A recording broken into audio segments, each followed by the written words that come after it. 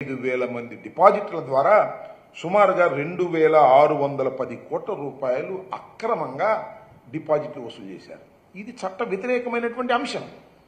ఈ చట్ట వ్యతిరేకమైన అంశాన్నే 12వ తారీఖున హైకోర్టులో ఆర్బీఐ చాలా స్పష్టంగా పడేసింది, కౌంటర్ పడేసింది. అయ్యా, ఈయన మీద యాక్షన్ తీసుకోవాల్సిన అవసరం ఉంది. అఫ్కోర్స్ రామోజీరావు గారు చనిపోయి ఉండవచ్చు.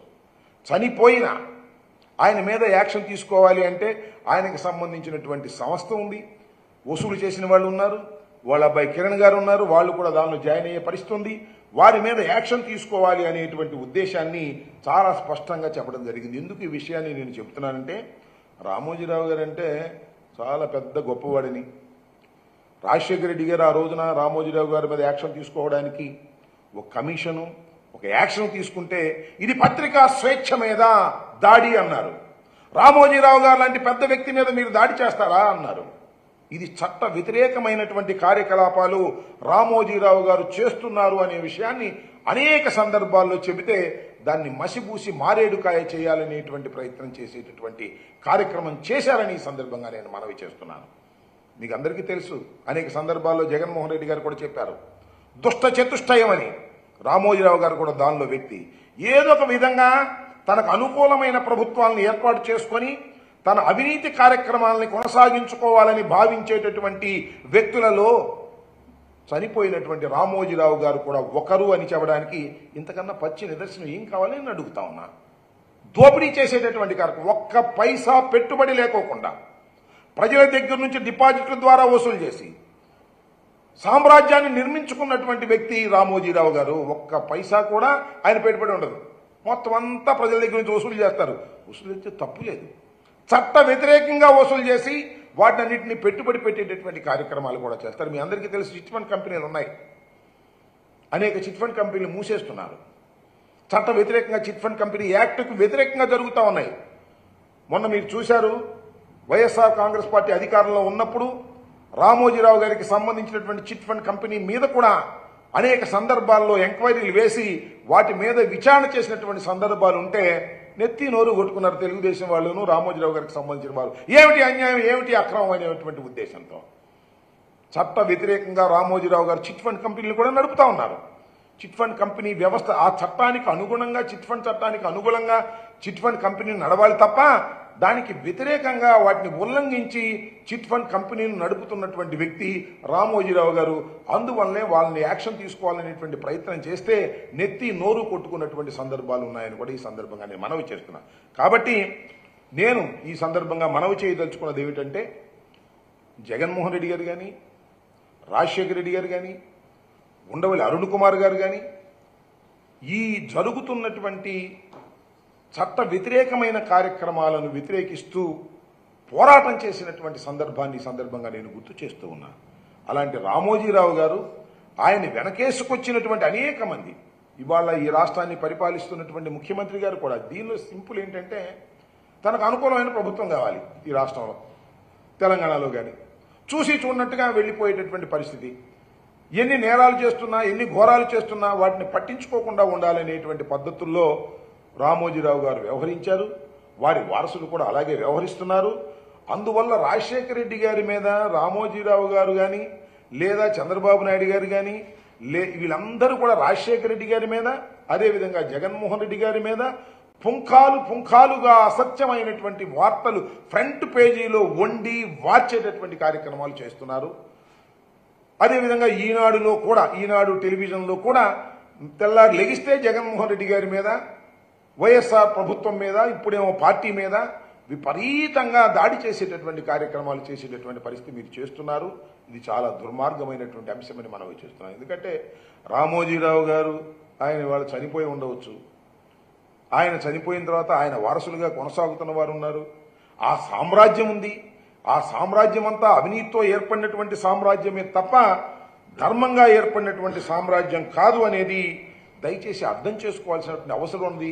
ఇదే విషయాన్ని రిజర్వ్ బ్యాంక్ ఆఫ్ ఇండియా చాలా స్పష్టంగా ఈ రోజున హైకోర్టులో, తెలంగాణ హైకోర్టులో చాలా స్పష్టంగా తన కౌంటర్లో దాఖలు చేసింది. రామోజీరావు గారు చేసినటువంటి ఫైనాన్షియర్స్ అంతా కూడా ఈ మార్గదర్శి ఫైనాన్షియర్స్ అంతా కూడా ఆర్బీఐ చట్టానికి వ్యతిరేకంగా చేసినటువంటిదే ఈ 50 సంవత్సరాల కాలంలో కూడా అనేటువంటి మాట ఆర్బీఐ చెప్పినటువంటి సందర్భం తప్పనిసరిగా ఈ కేసులో రామోజీరావు గారికి కానీ వారి వారసులకు కానీ తప్పనిసరిగా శిక్షించేటటువంటి పరిస్థితి ఉంటుంది. దానిలో ఏ విధమైన సందేహము లేదు. యాతావాత నేను చెప్పదలుచుకున్నది ఒక్కటే, రామోజీరావు గారు లాంటి వాళ్ళు అనేక మంది ఇలాంటి కార్యక్రమాలు చేసి తెలుగుదేశం గొడుగు కిందో తెలుగుదేశం గొడుగు పైనో బ్రతకాలనేటువంటి పరిస్థితి చేస్తున్నారు. ఇంత దారుణమైన అంశాలను మాత్రం చంద్రబాబు నాయుడు గారు కానీ వాళ్ళు కానీ వీళ్ళు కానీ ఖండించరు. వాటిని మోసేటటువంటి ప్రయత్నం చేస్తారు. తెల్లారు లెగిస్తే జగన్మోహన్ రెడ్డి గారు ఆర్థిక నేరగాడని, జగన్మోహన్ రెడ్డి గారు విధ్వంసకారుడని ఇలాంటి ప్రచారం చేసే కార్యక్రమం చేస్తున్నారు. నేను చాలా సందర్భాల్లో చెప్పాను. ఇప్పుడు కాదు, డాక్టర్ వైఎస్ రాజశేఖర రెడ్డి గారు ఉన్న రోజు నుంచి మేము చెప్తున్నాం, రామోజీరావు గారు వైట్ కాలర్ క్రిమినల్ అని, ఆయన నేరగాడని మేము చెప్తున్నాం. ఆయన చనిపోయిన తర్వాత ఆర్బీఐ చాలా స్పష్టంగా చెప్పింది, ఆర్థికంగా నేరం చేసినటువంటి వ్యక్తి ఇతను అనేటువంటి పరిస్థితులు చెప్పడం జరిగింది. దీన్ని మూలం నుంచి తీసుకొచ్చినటువంటిది రాజశేఖర రెడ్డి గారు. ఆయన మరణించారు. తర్వాత we have to appreciate, Undavalli Arun Kumar గారిని అప్రిషియేట్ చేయాలి. ఇది చచ్చిపోయినటువంటి కేసుని, దీన్ని కొట్టేంచుకున్నటువంటి కేసుని, దాన్ని 2018లో దాన్ని కొట్టేంచుకోవాలనే ప్రయత్నం చేసి కొట్టేంచుకున్నా కూడా దాన్ని సుప్రీంకోర్టుకు వెళ్లి దాన్ని బతికించి మళ్ళా తీసుకొచ్చి తెలంగాణ హైకోర్టులో పెట్టి ఆర్బీఐ కౌంటర్ వేసేటువంటి పరిస్థితి తీసుకొచ్చింది మన ప్రభుత్వం కూడా. ఆంధ్రప్రదేశ్ ప్రభుత్వం కూడా దానిలో ఇంప్లీడ్ అయి ఉన్నది. దీని మీద విచారణ జరగవలసినటువంటి అవసరం ఉందని కూడా నేను మనవి చేస్తున్నా. ఈ అరుణ్ కుమార్ గారు రోజు దీని గురించే, మేము ఆయన చాలా సందర్భాల్లో రాజశేఖర రెడ్డి గారి దగ్గర ఉన్నటువంటి వ్యక్తులం కాబట్టి చాలా సందర్భాల్లో మాట్లాడుకుంటూ వచ్చాం. అప్పటి నుంచి ఇప్పుడు కూడా రామోజీరావు గారి కేసు విషయం చాలా సందర్భాల్లో మాట్లాడుతూ, నేను కూడా చాలా సందర్భాల్లో కలిశాను ఆయన్ని. ఆయన రూమ్ నిండా మన చిట్ ఫండ్ కంపెనీకి సంబంధించినటువంటి కాగితాలు, ఫైనాన్షియల్కి సంబంధించిన కాగితాలు ఉంటాయి. రామోజీరావు గారికి సంబంధించినటువంటి కేసులో చాలా పరిశీలి చేస్తున్నటువంటి వ్యక్తి. అందువల్లనే ఆయన మీద అఫిడవిట్ కూడా, పరువు నష్టం దావా కూడా రామోజీరావు గారి కుటుంబ సభ్యులు వేశారు. ఇంత పరువు మాది పోయింది, మీరు కట్టాలని. కాబట్టి నేను ఈ సందర్భంగా ఉండవల్లి అరుణ్ కుమార్ గారిని కూడా నేను రిక్వెస్ట్ చేస్తున్నాను. ఇది చాలా జెన్యూన్ అయిన కేసు. ప్రజల యొక్క సొమ్మును దుర్వినియోగం చేసేటటువంటి కార్యక్రమం చేస్తున్నటువంటి రామోజీరావు గారి వారసత్వం మీద మీరు యుద్ధం చేయండి లీగల్గా. దాన్ని యుద్ధం చేయకపోతే మీ మీద వేశారు కదా మళ్ళా పరువు నష్టం దావా, అది కూడా మీరు గుర్తుపెట్టుకుని దీని మీద యుద్ధం చేయాల్సినటువంటి అవసరం ఉంటుందని కూడా నేను ఈ సందర్భంగా మనవి చేస్తూ, మార్గదర్శి చేసినటువంటి ఈ కార్యక్రమాలన్నీ కూడా చట్ట వ్యతిరేకమైన కార్యక్రమాలు. చిట్ ఫండ్ కంపెనీ చేస్తున్నటువంటి కార్యక్రమాలన్నీ కూడా చట్ట వ్యతిరేకమైన కార్యక్రమాలు. నేను ఈ రాష్ట్ర ప్రభుత్వాన్ని, నారా చంద్రబాబు నాయుడు గారిని నేను మీ ద్వారా విజ్ఞప్తి చేస్తున్నా, ఈ చట్ట వ్యతిరేకమైన కార్యకలాపాలని మీరు ఏదైనా చిట్ ఫండ్ కంపెనీ తప్పు చేస్తే తెల్లారిపాటికి మూసేస్తారు. కానీ రామోజీరావు గారు చిట్ ఫండ్ కంపెనీ అంతా లోపభూయిష్టంగా ఉంది, ఎక్కడా రూల్స్ను పాటించడం లేదు. వాటి మీద మీరు యాక్షన్ తీసుకోకపోయినట్లయితే మీరు ప్రజలకు సమాధానం చెప్పవలసినటువంటి పరిస్థితి వస్తుంది. రామోజీరావు గారు మీకు దైవంగా ఉండొచ్చు, గురువుగా ఉండొచ్చు, కానీ ఆయన కంపెనీ చేస్తున్న చిట్ ఫండ్ కంపెనీలన్నీ కూడా అతి దారుణంగా చట్ట వ్యతిరేకంగా నడపబడుతూ ఉన్నాయి. వాటి మీద కూడా యాక్షన్ తీసుకోవాల్సినటువంటి అవసరం ఉందని ఈ సందర్భంగా నేను చెప్పదలుచుకున్నాను. దాన్ని రాబోయే టైంలో మనం చూస్తాం. ఖచ్చితంగా ఎవ్వరూ చట్టానికి వ్యతిరేకులు కాదు, చట్టానికి అతీతులు కూడా కాదు. చట్టం నుంచి పారిపోవాలని అనేక సందర్భాల్లో రామోజీరావు గారు జీవించి ఉండగా ప్రయత్నం చేశారు. చట్టం నుంచి తప్పుకుపోవడానికి ఒకసారి తప్పుకుపోయాం అనుకున్నారు, హైకోర్టులో కేసు కొట్టేయించుకుని.